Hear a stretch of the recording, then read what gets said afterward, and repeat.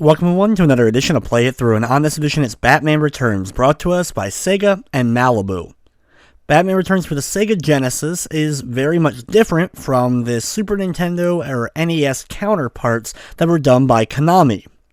The game is an action platformer that has Batman traversing through 5 different acts, taking on, of course, Catwoman and Penguin, as well as a few other bosses along the way. After starting off the game, you can go into the options menu and actually pick how many lives you can start off with, which I'll be going with the default 3 here, and then go into the actual game. Unlike the Super Nintendo version, there aren't many cutscenes that break up the action at all. You get right into the levels. Batman can use his glide ability as well as his grappling hook and a few other bat gadgets to help him take out the various enemies. For the most part though, a lot of the strategy for the game in order to get through it, as this is a pretty tough overall game to get through, is a lot of times just running away from the enemies. Most enemies will only be able to do a little bit of damage to your overall health meter, and there is a decent amount of replenishable health items throughout the course of the levels.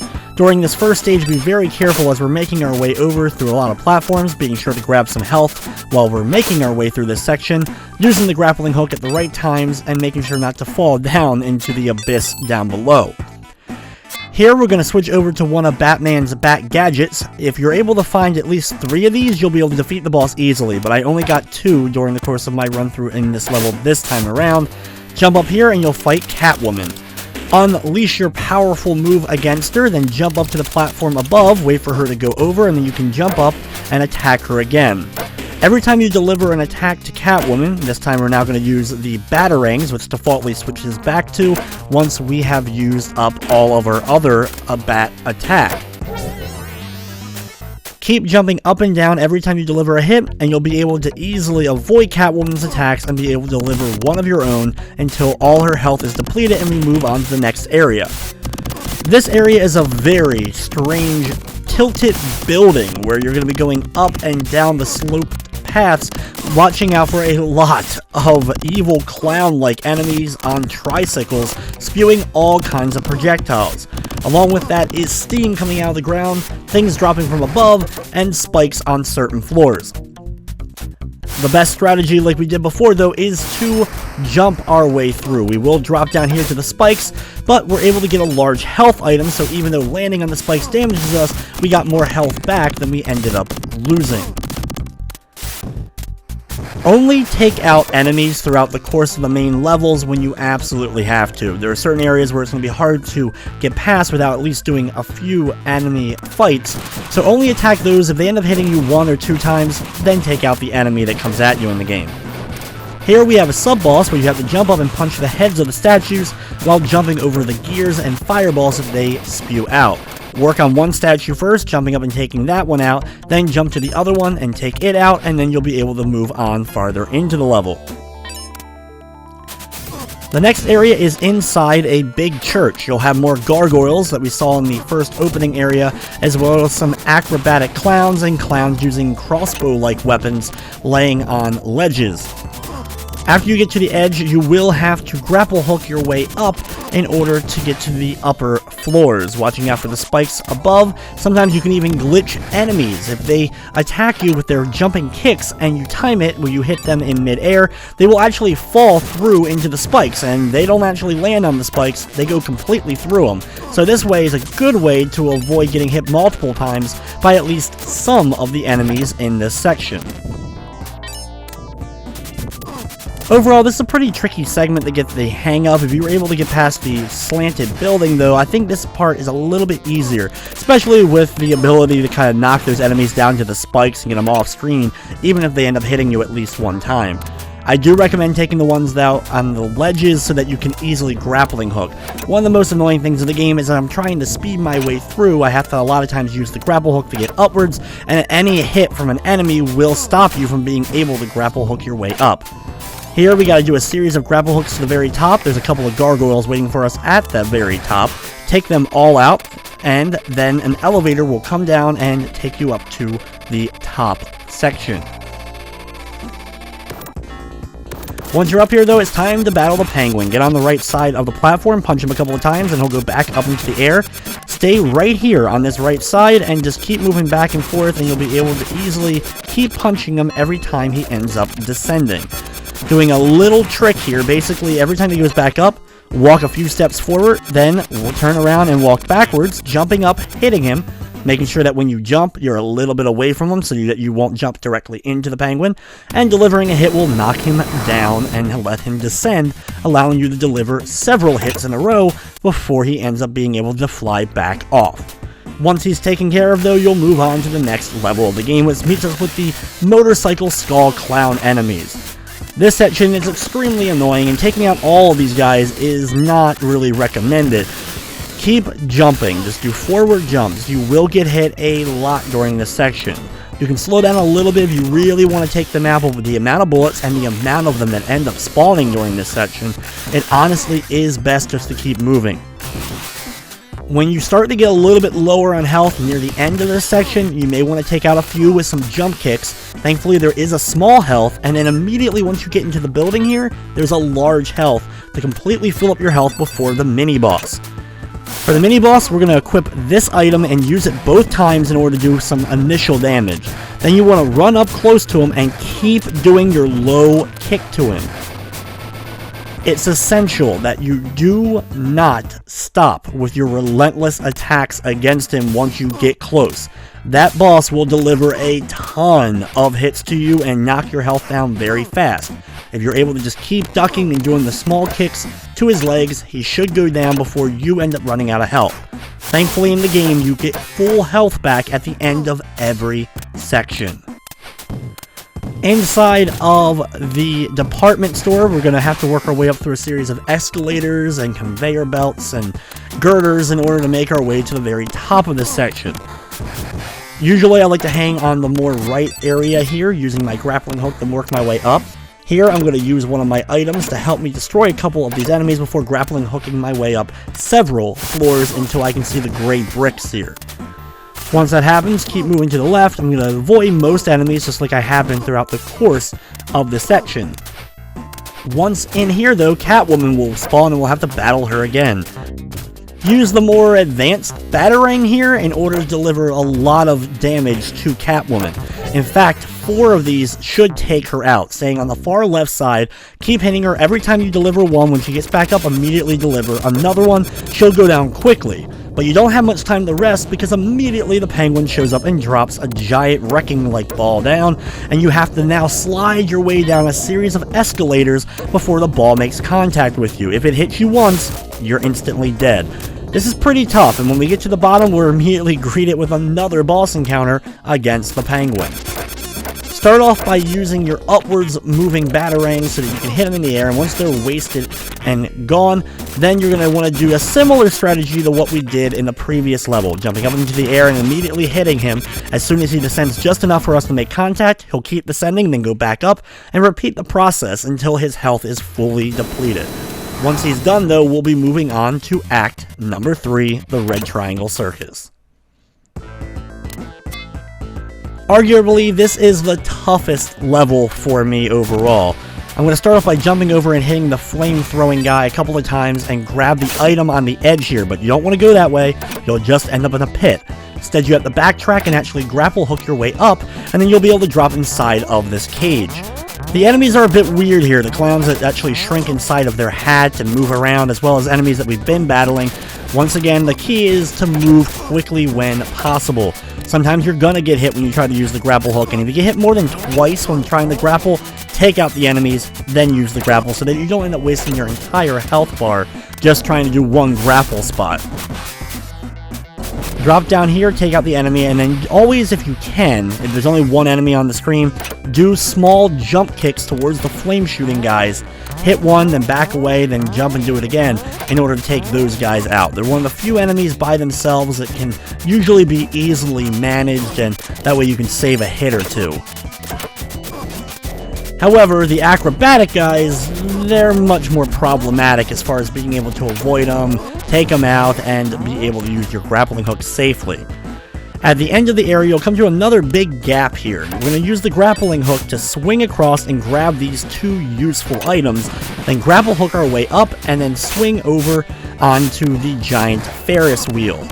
There is a guy here who's going to shoot you. Thankfully, you can land on kind of the center portion of the Ferris wheel. Take out the enemy, wait for one of the cars to kind of move around, jump to the next one, and then continue jumping back and forth between the cars until you can make it over to the very far right using your glide or grapple hook, whatever you need to in order to land here. Take out the fire-spewing enemy and go on to the next screen. In this next section, you have a whole bunch of funhouse mirrors, and every so often a giant, tall, evil clown will pop out of the mirrors.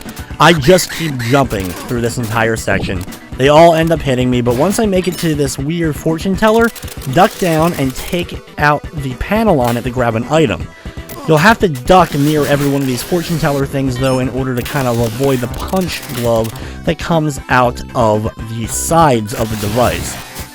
Every so often, also, you'll have to deal with the motorcycle guys. Unlike we did before, you do want to duck down and actually take them out. The sections are really difficult, but thankfully near the end of it, as long as you're able to take out the fire-spewing guy, in fact, you can glitch him by going up the rope and then sliding back down, he'll actually go away, so you can safely grab the little bit of extra health there. On the top portion here, though, you'll have a series of nets that you have to move your way through. The fire spewing from the fire-spewing enemies will actually burn the net, causing more holes to appear. In fact, I actually will drop down here just enough to use my grappling hook to grab a giant piece of health, then slide down the rope on the far end and get back on solid ground. Over to the right, though, it's time for another mini-boss. These guys are annoying. I'm going to get to the top left corner, duck down, and just keep doing my small kicks. I will get hit a few times, but this is a good spot to avoid a large amount of the projectiles as well as still be able to take them out. Once they are done, though, we get our full health back and we move on to the last portion of Act number 3, the actual giant circus train itself. Thankfully, there's some health along the way, so doing the jumps and just avoiding most contact with the enemies isn't too bad of an idea because we can replenish that health back up before we end up making it to the end. With the giant razor blades that are spinning viciously back and forth, you do want to take your time to jump in between them. It's just best not to waste health here since they are easier to dodge than a normal enemy.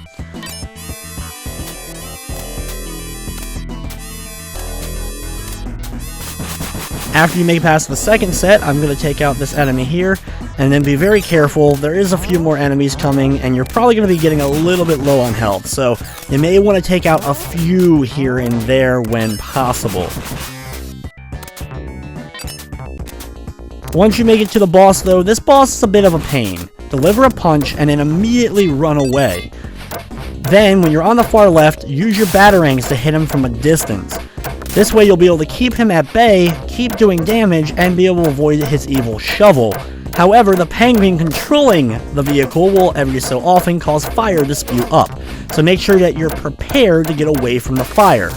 Just keep using your batarangs to hit the enemy. You should have plenty of the batarangs by this point in the game, in order to keep that boss away from you, as well as just pay attention to when the penguin is about to spew fire so you can jump out of the way of that. Once the boss has been defeated, though, we move on to Act number 4, the sewers. While this is a bit of a convoluted level overall with multiple different layers and various pipes and other things, it's not really too difficult to make our way through. There is a few health items along the way, so dodging and jumping through a series of enemies isn't really the worst thing that you can do here. Thankfully, you're not hurt by the greenish water that is running down all the various pipes, so you can use that to walk your way through. Be sure to stick close to the ground, though, because you can find a giant piece of health before making it to the mini-boss. Here we're going to equip this item and hit the boss a couple of times, and then once he ends up moving, we're going to use batarangs or punches if we're close enough in order to deal more damage. Just keep on delivering those punches, and every time he comes up, you should be able to get 3 or 4 in and deliver a lot of damage before he's able to retreat. As long as you grab that full big health right before it, you should have no problem beating that boss. This section is more the same, though you have to be a little bit more cautious overall. We will work our way up a few times in order to grab some extra health and some other key things along the way. Unlike, though, the water in the previous area, we can get hurt by the acid water that is running all along the course of this stage, so we have to take a more upper path throughout most of it. Over here on the very end of the pipe, do a big giant leap over. You'll be able to glide and just ignore this enemy and go on to the next screen where it's time for the boss. Get down a little bit, just so Penguin can see ya, then get over to this platform on the right and kick him as soon as he comes up. Just duck and keep kicking. Your kick does more damage than your punch, and you'll be able to wipe out all of the Penguin's health without him being able to ever do anything else or get away. One of the easiest bosses to lock and beat in this game.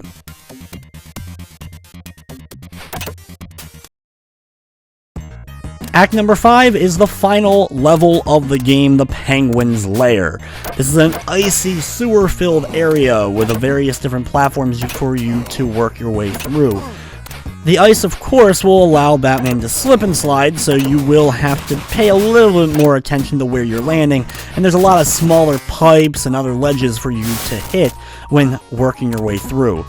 Climb up, then you want to drop your way down, sliding along the ice, but avoiding the large icicle spikes that are coming out of the ground and ceiling. Sometimes, though, you may have to take a hit or two, but as long as you just keep on moving your way, you shouldn't have too much trouble. The developer of the game, Malibu, was also the developer for the Sega CD version of Batman Returns, which is basically the same game, just with a much better soundtrack, as it is that CD quality, but also it added some of the vehicle segments, similar to the level from Batman Returns for Super Nintendo, except there's a lot more of them, including also the Batman water vehicle from Batman Returns that you can do a sewer level with, that actually is one of the highlights of the Sega CD version of this game. In the next section, you're going to be moving your way through iceberg to iceberg. Just make sure you don't fall down into the water below. In fact, you could stay on one iceberg if you wanted to throughout most of it. For the rubber duck fight, this is a little bit of a pain, as you are being bombarded with penguin bombs, the penguin rocket guys, as well as you have to worry about jumping from iceberg to iceberg. Delivering the kick straight forward will allow Batman to keep doing damage to the giant rubber duck, and you just have to time it. It's really a crapshoot here of being able to hit it a lot more than it ends up hitting you, and will definitely take some practice. By far the hardest fight that you'll have to deal with in Batman Returns. Once Penguin flies off, though, go back to the solid platform and start jumping up all these platforms that pop out of the walls on the left and right side. Once you make it to the top, you'll have another one pop out, grapple hook your way up, and prepare yourself for the final boss fight of the game.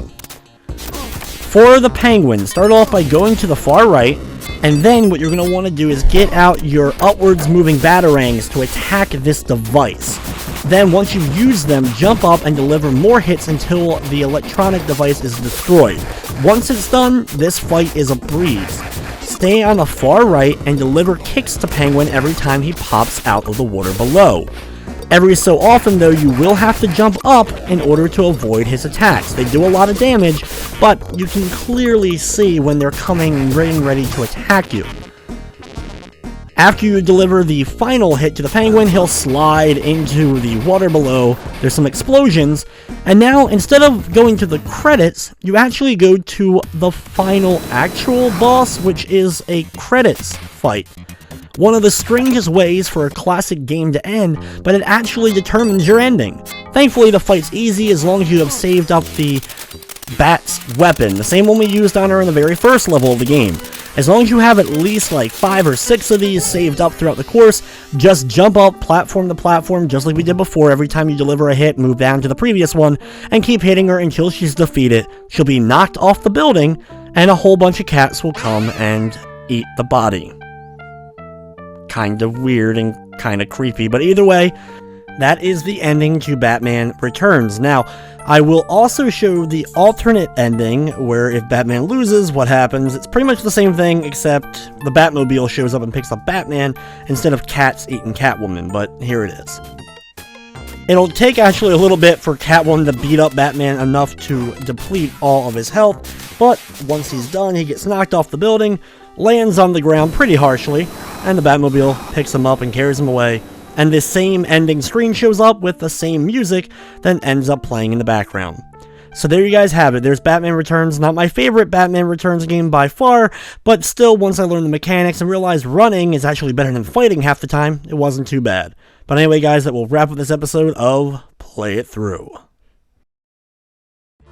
Hey everyone, thanks for watching. If you enjoyed the video, consider giving it a thumbs up or commenting down below. If you enjoyed this version of Batman Returns, be sure to check out my Super Nintendo Play It Through I did last week. Of course, I also need to thank all the members of my Patreon. Without your guys' continued support, I would not be able to keep doing what I'm doing. So thank you guys so much. If you want to help out as well, just click the little Patreon button down below. It'll take you to the page, and you can look at all the incentives that are possible. But as little as $1 a month can really make a difference. But anyway, guys, thank you for watching, and of course, I hope you enjoy.